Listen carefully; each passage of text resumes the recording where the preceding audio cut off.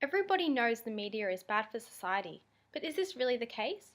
Media is all around us and is virtually impossible to avoid.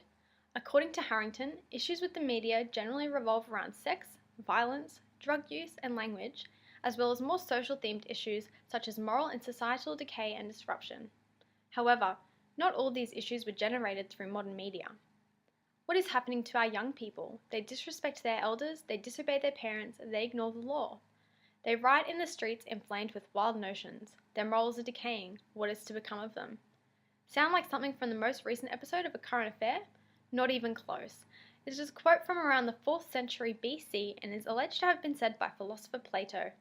This quote very clearly highlights the fact that the future of the world's youth has been a concern for a very long time and is not limited to our current era of social media. Our society is gripped by moral panics, as explained by Good in Moral Panics, a social construction of deviance. During a moral panic, the behaviours of some are thought to be so immoral and unacceptable that they will damage the fabric of society.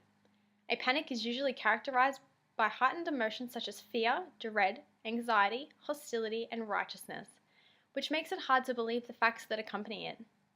Harrington explains the panic myth that social media opens the door to many issues: physical dangers including sexual predators, stalkers, and other dangerous people, physical effects including poor learning ability and development, and social effects such as a disconnection to family and friends. But were these doors open before such platforms came into our everyday use? I believe they were. The internet is widely known as a dangerous place that will put a person in physical danger, filled with dangerous people wanting to assault you, kill you, stalk you, steal your money, and steal your identity. Although this may be true in some instances, it is not what it is made out to be. Take this news story from the Daily Mail, for example. A man murdered his wife and proceeded to post an image of her dead body on Facebook. He is known as the Facebook killer. A misleading title? Facebook killer, to me, suggests someone who uses Facebook to seek out and intentionally murder users. However, after reading the article, it becomes apparent that Facebook had no role in the planning of or act of the murder, nor did it develop from an online conflict. Stories like this one are often twisted out of context to create a false idea. As all things, social media can be abused, creating negative physical effects. However, there are many ways that it can be used in a positive way, as explained by Gonzalez in her document on the effects of social media use in regards to physical development.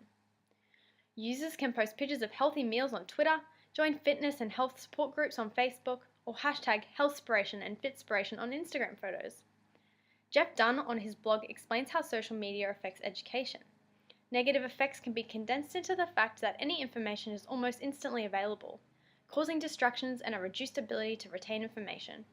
However, there are a number of standout positive effects, which include ease in creating documents, such as portfolios and resumes, and increased quality of collaboration, all of which are essential skills for the future and in the workforce. These conclusions merge into the social effects of social media. Being online, social media makes it extremely easy to bully and lower the self-esteem of many users.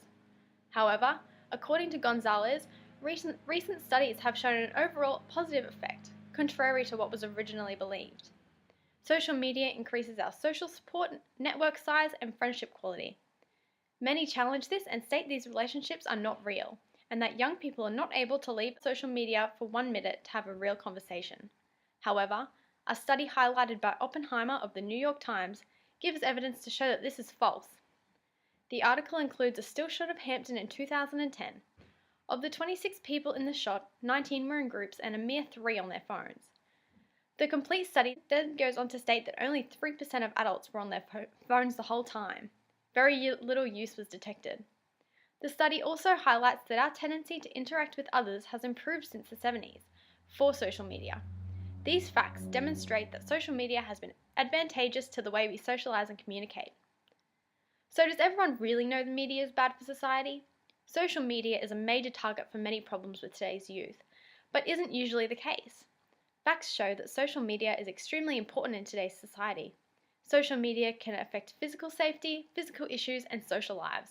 It is evident that these have been highlighted as concerns for many years, and it is actually not always social media's fault.